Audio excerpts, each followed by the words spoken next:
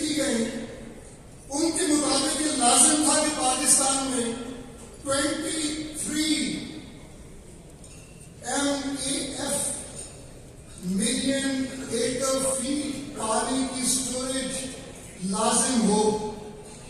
This is a study pertaining to the years 1952 to 1958.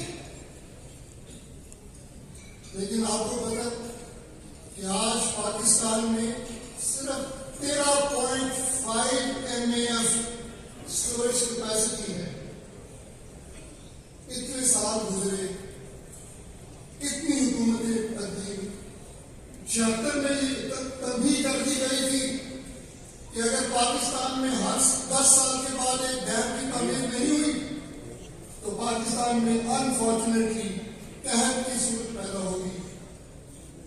لیکن مجھے نہیں سمجھ آتی کہ 76 کے بعد یہ 40-45 سال گزرنے کے باوجود بھی کسی نے اس کام پہ توجہ نہیں دی.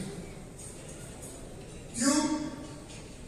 میں نے یہ بات محترم پرائم منسٹر پاکستان کی موجودگی میں سپریم کورٹ میں ایک سیمینار کے دوران یہ کہی کہ یہ حکومت کی ذمہ داریوں میں ایک ذمہ داری یہ بھی ہے کہ یہ کرمنل نیگلیجنس تھی, یہ تھریٹ ہے to the right to life of the people of Pakistan, کہ انکوائر کیا جائے,